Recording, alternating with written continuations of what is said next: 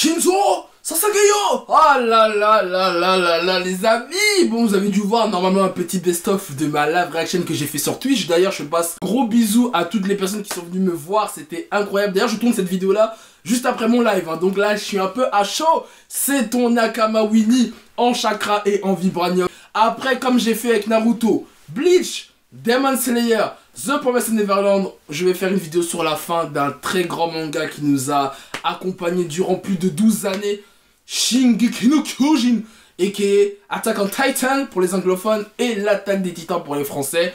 Bon, comme vous avez pu le voir, ça a divisé internet. Voilà, est-ce que c'est une fin décevante? Je tiens à dire que dans cette vidéo-là, ça va pas être une vidéo où je vais analyser case par case, rebondir à des théories, des petits easter eggs, tout ça. C'est bon, je pense qu'il y a plein de vidéos sur YouTube que vous pouvez retrouver qui le font.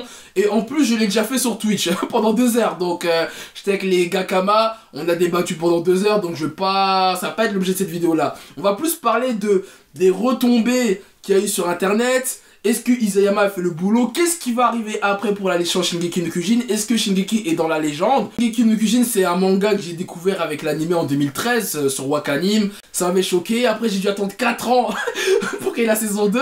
Voilà, tu vois, la taille de la Kishta un peu. Bon, j'ai prêté des tomes à une pote, faut qu'elle me les rende d'ailleurs. Mais voilà, tu vois la taille de la Kishta? Hein, t'es mal à la taille de la Kishta? Bon, c'est-à-dire que je suis pas le plus grand intellectuel de la saga de Shingeki no Kyojin, mais j'ai quand même donné des sous à Isayama, donc je suis un peu légitime d'en parler, de donner mon avis sur la fin, tu vois ce que je veux dire? Bref, et vraiment je trouve ça assez logique, tout le succès qu'a Shingeki no Kyojin en 2021 quoi. Voilà, tout le monde est hypé par Shingeki, quand il y a eu l'animé, la saison 4, c'était en top tweet toutes les semaines, les médias en parlent, BFM TV, tous les médias, tous les gros médias généralistes en parlent. Comme le phénomène, franchement, c'est un truc de fou. C'est vraiment un game changer. C'est-à-dire qu'il a non seulement apporté à la culture des mangas et des animés, il a notamment permis à un autre public qui n'était pas du tout fan de cet univers-là, mais de rentrer dedans avec l'attaque des titans. J'ai tellement d'exemples par rapport à ça. Enfin bref, vraiment les gens le mettent au même niveau qu'un Game of Thrones en termes d'attente, etc. D'ailleurs, jolie transition. Est-ce que, justement, l'attaque des titans a déçu comme le Game of Thrones? Parce que je tiens à rappeler que Isayama est un grand fan de Game of Thrones. Et dans une interview, Isayama avait dit que j'espère que ma fin ne sera pas aussi décevante que celle de Game of Thrones parce qu'il sait qu'il a une lourde responsabilité par rapport à ses fans. Nanana. Et du coup, la question est-ce que pour moi la fin a été décevante comme Game of Thrones? Parce que oui, la fin de Game of Thrones m'avait saoulé. D'ailleurs, j'ai fait une vidéo sur Game of Thrones, allez la voir. Bah, personnellement, non. Contrairement à beaucoup de gens sur Twitter, je n'ai pas été déçu de la fin de Shingeki no Kyojin. Cependant, c'est pas non plus une masterclass, c'est pas extraordinaire, c'est pas retourné. Mais je pense que c'était pas le but de Isayama en fait, en vérité. Et moi, franchement, je trouve la fin plutôt correcte. Je la trouve meilleure que d'autres fins dans d'autres shonen. Certes, peut-être un peu rushé, parce que c'est pas parfait non plus, parce que... Et de toute façon, c'était un truc que je disais quand je faisais mes lives sur Twitch, quand je faisais des débats sur les précédents chapitres, c'est que c'est vrai qu'on sent qu'il est un peu... Pas rushé non plus, c'est pas... Il a pas charcuté des trucs, mais qui va très très vite, en fait, dans sa narration. Après, il y a un truc qui m'a un peu saoulé dans la fin, c'est que je trouve qu'il y a quand même beaucoup de personnages qui sont vivants. Alors je m'attendais pas comme beaucoup de gens à un traumatisme, à un truc très noir où tout le monde meurt et que Eren gagne, parce que la vérité c'est que la plupart des gens qui sont déçus c'est des pro-Jäger, on va pas se mentir. C'est des pro-Jäger, ils ont seum parce qu'Eren n'a pas gagné et que tout le monde n'est pas mort quoi. Parce que, soi-disant, ils prennent comme source une interview qui date de 2013, comme quoi, ouais, Isayama, il voulait faire une fin traumatisante, mais qu'à cause, soi-disant, des fans, il a dû changer sa fin.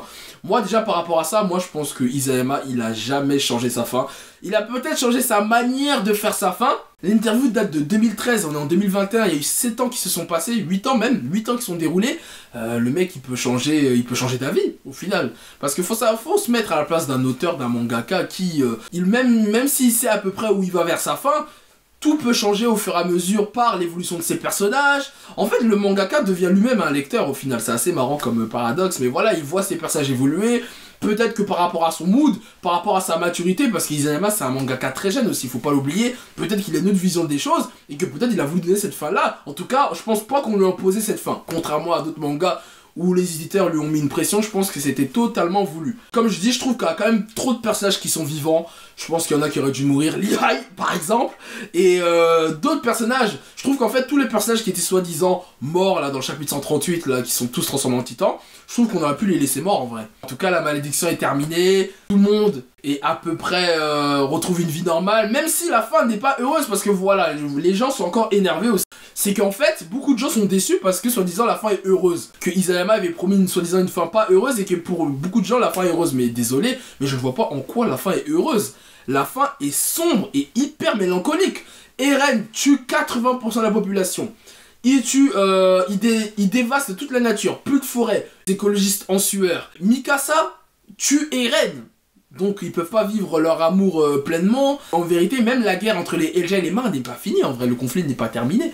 Là, il y a tout un travail à faire après pour réconcilier les deux peuples.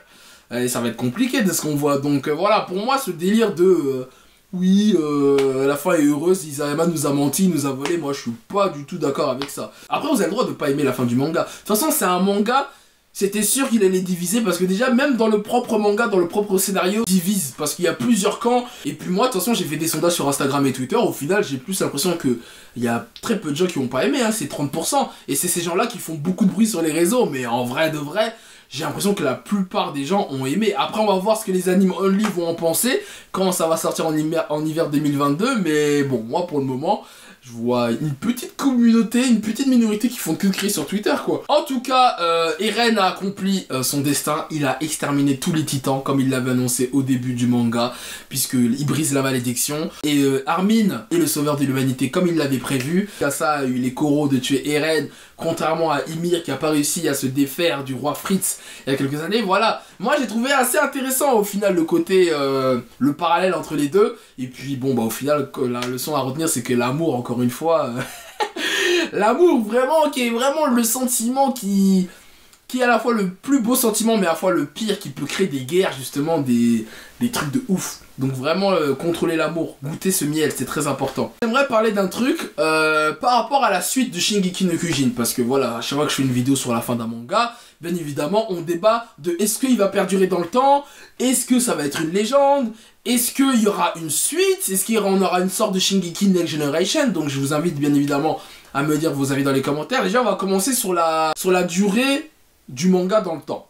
Alors, j'en ai parlé tout à l'heure en live. Moi, je pense que le manga aura une cote, une légende mythique comme un Death Note ou un Dragon Ball. Je m'explique. Parce que je pense pas... Alors, on part du principe qu'il n'y a pas de suite, hein. Parce que s'il y a une suite, bah, bien évidemment... parce qu'ils peuvent, pour moi, ils peuvent faire une suite. Parce que vu tous les personnages qui restent vivants... Alors, vous allez me dire, mais tous les titans sont exterminés, il n'y a plus de titans. Donc, d'où l'intérêt de faire une suite. Spin-off, des suites pour montrer, bah... comment ils arrivent à régler les conflits entre les Eldiens et les Mars, et voir bah, les gens faire leur vie, quoi. Et puis bon, s'ils veulent vraiment faire revenir les titans, crois-moi qu'ils vont trouver un scénario pour faire revenir les titans. Donc, on part du principe qu'il n'y ait pas de suite. Moi, je pense que le manga va perdurer dans le temps, qu'on va en parler. Après, est-ce que c'est un manga qu'on parlera dans 10 ans, dans 15 ans, et qui va surtout traverser les générations ? Ça, je suis pas trop sûr, parce que je trouve que c'est un peu un manga qui va rester un peu dans notre génération à nous, comme un Fullmetal Alchemist qui est considéré comme le meilleur manga de tous les temps, comme le meilleur shonen de tous les temps. Pourtant, c'est pas... Quand tu parles aux jeunes d'aujourd'hui, ils connaissent pas Fullmetal Alchemist, ils ont jamais vu, même des gens de ma génération qui ont jamais vu Fullmetal. Donc c'est parce que Fullmetal, c'est pas un manga qui a réussi à se renouveler dans la licence par rapport à des suites, des spin-offs, des jeux vidéo. En termes de marketing, il repasse pas à la télé. Sur Netflix, ils mettent la version 2003 au lieu de remettre la version 2011. Enfin bref, il y a plein de petits détails. Et puis c'est pas un manga qui est en top tweet toutes les semaines aussi.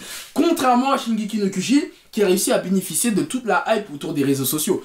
Tout le monde connaît l'attaque des titans. C'est pour ça que je dis Death Note ou Dragon Ball, parce que Death Note, c'est un manga qui s'est terminé depuis des années, mais on en parle quand même aujourd'hui, parce que c'est assez facile d'accès, il n'y a pas beaucoup d'épisodes. Et puis quand tu vas recommander à quelqu'un qui n'a jamais lu ou regardé un animé, on recommande Death Note, parce que c'est assez facile, et je pense que beaucoup de gens vont aussi recommander l'attaque des titans. Ensuite, sur le cas de si ils font une suite, est-ce que s'ils font une Shingeki no Kyojin Next Generation, déjà, est-ce que c'est une bonne idée? Moi, bien évidemment, je suis contre l'idée, mais après, ils pourraient faire peut-être des petits spin-offs pour expliquer ce qui s'est passé durant les 3 ans, entre la fin de la guerre du grand terrassement et la fin du manga, là. les dernières pages, parce qu'il s'est passé, il y a une ellipse de 3 ans, où il pourrait raconter tout simplement ce qui se passe là, dès la fin du manga, quoi. Pour voir si vraiment Armin arrive à assumer son statut, etc. Bon, ça pourrait être intéressant, des petits OAV ou des petits spin-off. Après, un délire où on voit les enfants de Armin, Mikasa qui arrive à se recaser, Reiner qui arrive à tacler le fermier de Historia. Personnellement, je suis pas très intéressé de voir ça. Donc, je trouve que c'est pas une très bonne idée. Mais en tout cas, des spin-offs, je pense que c'est sûr, il y en aura. De toute façon, ils en font déjà, donc ils vont pas cracher dessus. Et autre chose, j'aimerais mettre sur la table un truc qu'il ne faut pas oublier, c'est que Hollywood a annoncé une adaptation en live action de SNK. Et justement, comme on est dans une ère où il y a énormément d'adaptations de mangas, d'anime qui vont arriver de plus en plus, c'est sûr que l'Attaque des Titans va avoir une série ou un film. Donc on va voir s'ils vont réussir à bien adapter le truc. Peut-être que ça peut encore plus ouvrir à un grand public, ou perdurer dans le temps via une saga de films et tout en live action. En tout cas, il y a un grave moyen de faire du sale, hein. Ils mettaient un bon réalisateur, et franchement on peut faire des trucs de ouf, hein. Avec un film Shingeki no Kyojin avec un bon budget, ça peut vraiment tabasser. Moi je suis pas contre. Je sais que les gens là, dans les commentaires, les puristes, non, fuck les adaptations live action. Non, moi je suis pas contre, mais il faut bien le faire, tout simplement. C'est comme les films Marvel, voilà, à la base au début c'était pas ouf, et puis maintenant voilà ce que c'est, hein. Donc voilà, c'était un peu mon avis en général. Je pense que je vais m'arrêter là. En tout cas, Shingeki no Kyojin, vraiment merci beaucoup Isayama pour ce voyage, pour ces émotions. Franchement, un manga de carré de A à Z. Pour moi, il rentre, je pense, facilement dans mon top 5. Top 10 sûr et certain. Top 5, à voir, faut que je réfléchisse. Mais en tout cas, c'est vraiment un manga qui nous a marqué, qui marquera encore une génération. J'ai vraiment hâte que les Anime Only voient la fin du manga. Ça va vraiment casser internet.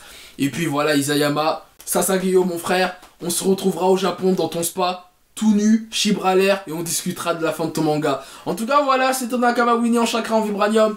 N'hésitez pas à me dire dans les commentaires ce que vous avez pensé de la fin de Shingeki no Kyojin. Ah oui, j'ai oublié de préciser qu'apparemment beaucoup de gens avaient dit ouais, on dirait une fin comme Code Geass, etc. Bon bah dites-moi dans les commentaires ce que vous en pensez. Pour être honnête avec vous, j'ai jamais fini Code Geass, mais bon, je connais la fin dans les grandes lignes. Par rapport à Lelouch, et effectivement ça a l'air d'avoir des similitudes. Après bon, pourquoi pas, on peut s'inspirer de chacun. Après j'ai pas vu la fin de Code Geass, donc je peux pas juger. Mais voilà, si vous avez vu la fin de Code Geass, bah dites-moi dans les commentaires ce que vous en avez pensé.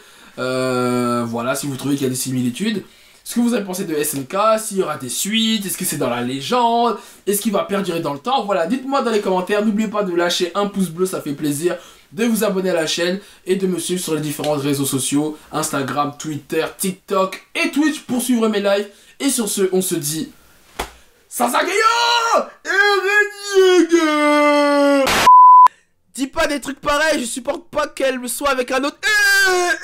Wesh, Eren. Je veux qu'elle continue à penser à moi toute ma vie. Eren, wesh. Ou au moins qu'elle ne s'en remette pas du tout de suite, qu'elle traîne mon deuil pendant 10 bonnes années. Eren Yeager.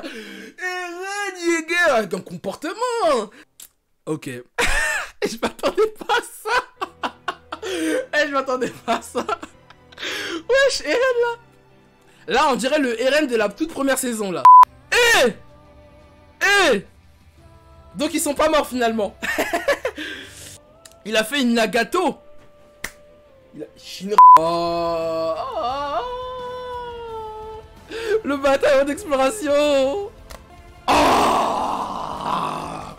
Shinzo Sasageyo. Magnifique. Oh là là là là. Magnifique. Non, incroyable cette planche, les amis. Oh, la planche est incroyable. Donc Eren c'est devenu un pigeon. Ça y est là, c'était la dernière page du manga. Waouh. Et bah ça y est, j'ai fini le manga. Truc de ouf, les amis.